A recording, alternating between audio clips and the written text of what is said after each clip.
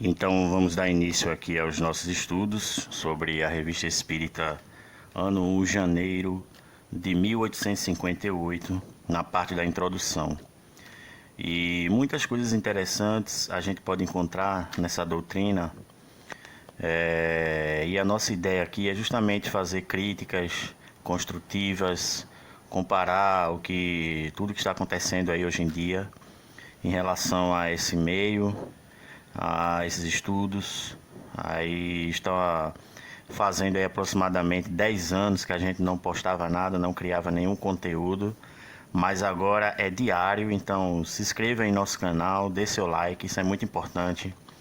Todos os dias vamos tentar postar um estudo ou semanalmente, mas participe e como eu falei, para que os vídeos possam aí chegarem até você. Então vamos lá. Quando a gente pega aqui no ponto inicial, a rapidez com que em todas as partes do mundo se propagaram os estranhos fenômenos das manifestações espíritas é uma prova do interesse que despertam. Então, se a gente for com calma avaliar aqui, pegue o seu caderno, o seu lápis, vamos com calma. É um estudozinho de 10 minutos, não tem para que ter pressa, dá para entender muito bem, para assimilar muito bem. E isso vai fazer para você um bem-estar incrível, certo? Então, o que é que ele quis dizer aqui? A rapidez com que em todas as partes do mundo, então eram fenômenos que já assim que sempre aconteceram. Depois aí vocês podem me cobrarem aí. Existem vários livros que falam sobre esses fenômenos espiritistas que já ocorriam desde os primórdios da humanidade.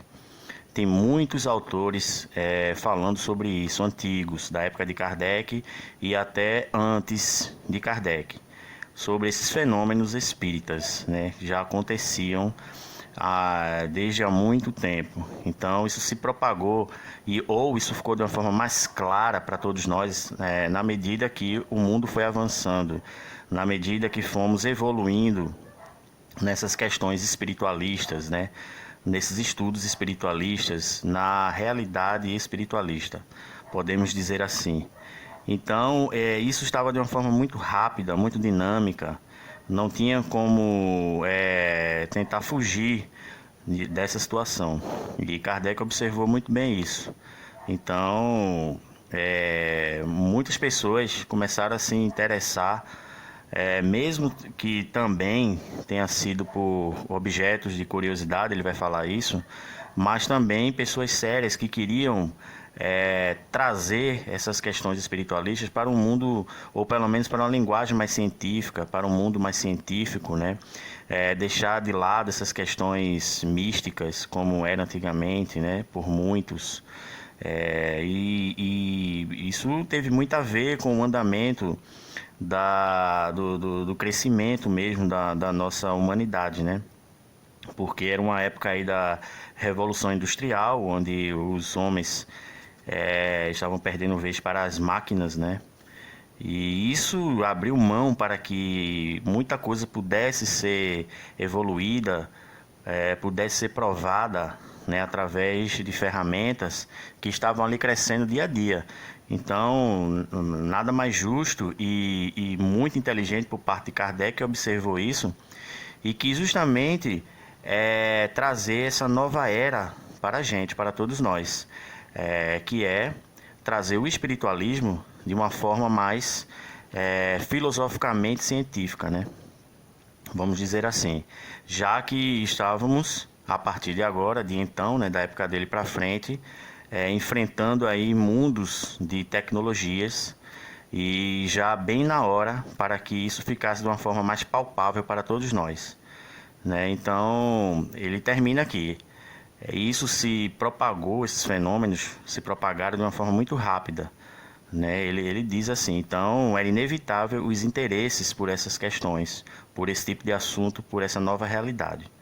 Então, a princípio, simples objetos de curiosidade não tardaram em chamar a atenção de homens sérios que, desde o início, entreviram a inevitável influência que viriam a ter sobre o estado moral E como isso foi atraído por pessoas de alta inteligência, né? Pessoas estudadas, como tem muita gente aí, doutores em física, né? Físicos, né? Muito renomados, né? É só trazer aí essas questões, é só dar uma pesquisada que você vai ver. Muitos mesmos, homens inteligentes, sérios, que começaram a tentar evoluir essa nova ciência, que era a ciência espiritualista, né? E é mais especificamente a espiritista, né? O que é uma especificidade do espiritualismo, né? O espiritismo nada mais é do que uma especificidade do espiritualismo. Então, consequentemente, isso ia afetar no estado moral, pro lado bom, né, da sociedade, né? Porque se eram pessoas sérias que estavam ali estudando todo esse conteúdo, toda essa matéria, provavelmente, né, e muito na cara ali, ninguém estava brincando, né? Eram pessoas realmente que queriam fazer a coisa acontecer e não para se divertir ou para ganhar dinheiro ou para assustar, né? Ou para entretenimento, essas coisas. Não, era realmente a busca da onde viemos, para onde vamos, de uma forma muito séria. Então, isso refletiria no estado moral da sociedade, né? Que é o que acontece realmente. Então, ele muito bem observado por Kardec. Então, dando continuidade, ele diz assim, né? Cada dia se tornam mais populares as ideias novas que deles surgem, e nada lhes barrará o progresso, pela simples razão de que esses fenômenos estão ao alcance de todos, ou de quase todos, e nenhum poder humano lhes impedirá a manifestação. Então também é um assunto, uma parte muito interessante para a gente refletir, porque ele vai dizer logo após que o espiritismo ele está na natureza, assim como a eletricidade, assim como o magnetismo. Então não tem como vencer a natureza. Um homem não tem como vencer assim nesse sentido a natureza, né? A natureza é a natureza. Então não tem para que ficar querendo esconder as coisas ou querendo desacreditar demais, né? Sendo que a própria natureza já nos diz aí os acontecidos, né? Já nos diz sobre isso.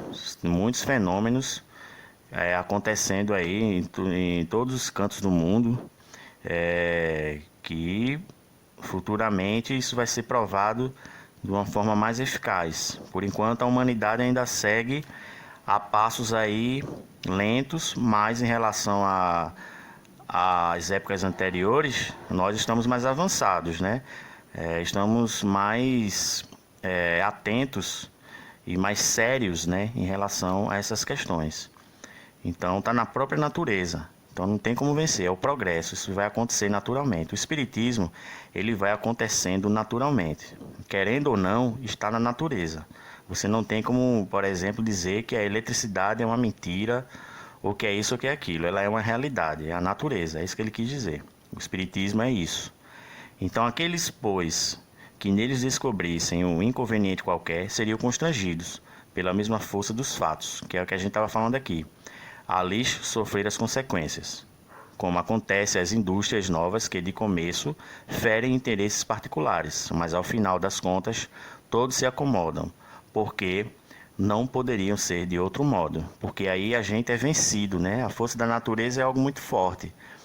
E a gente precisa prestar atenção que Kardec nos deixou muitos materiais que cabe a nós compreendermos, lermos com calma, tentarmos evoluir em cada página escrita, comparando ali os manifestos dos fatos, né? E chegar às nossas conclusões e compreensões, né? Sempre de maneira progressiva, né? Muito atento. Então, o que não foi feito e dito contra o magnetismo? Entretanto, todos os raios lançados contra ele, contra o magnetismo, né? Todas as armas com que foi ferido, inclusive o ridículo, né? Esbarraram entre a realidade e apenas serviram para colocá-los em maior evidência. É que o magnetismo é uma força natural, assim como o espiritismo é uma força natural. E ante as forças naturais, o homem é um pigmeu, semelhante a esses cachorrinhos que ladram inutilmente contra tudo quanto lhes mete medo. Então vamos parar por aqui, vamos refletir e resumir aí o que foi que Allan Kardec, nessa introdução, janeiro de 1858, ano 1, quis nos dizer nessa introdução. Né? A propagação do Espiritismo é uma propagação natural, onde isso está dentro da gente, está dentro do espírito, né? O espírito ele é muito natural, não tem muito o que a gente ir contra isso, né? E essas manifestações, esses modos de comunicações, tudo isso Allan Kardec vai nos contar e facilitar para a gente depois, certo? E realmente sempre teve essas evidências, né? Em relação à existência do Espiritismo, que existia com outros nomes, existia de forma desagrupadas, mas que Allan Kardec reuniu todos esses materiais e fundou o Espiritismo francês, né?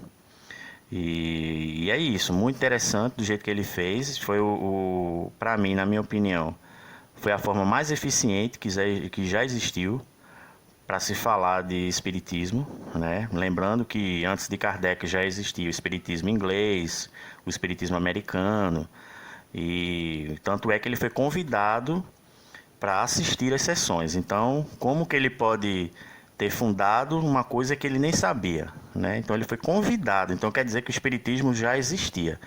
Então o espiritismo ele não é de Allan Kardec, como muita gente diz. O espiritismo francês sim, mas o espiritismo de uma forma geral já existia.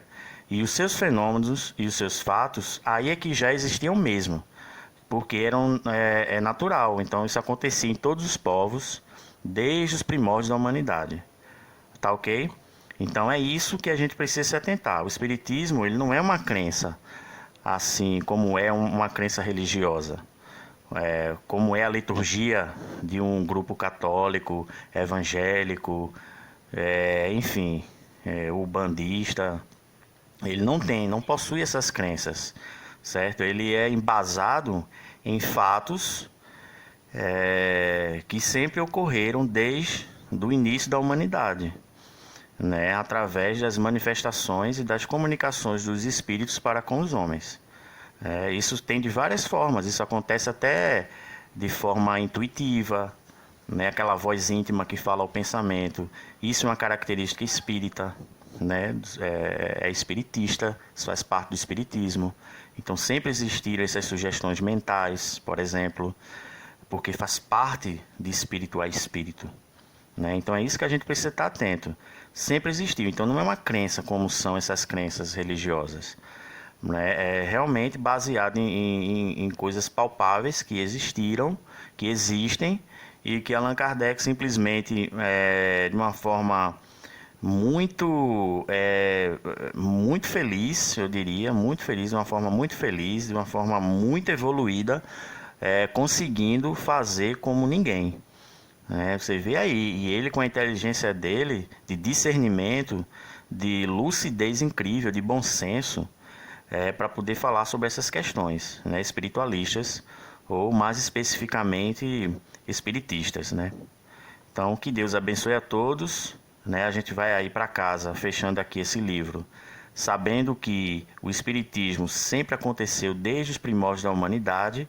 A gente aprendeu que os fatos espíritas sempre existiram e que Allan Kardec passa para a gente que o espiritismo, ele jamais vai ser aniquilado, porque o espiritismo ele repousa na própria natureza, é da natureza, é natural.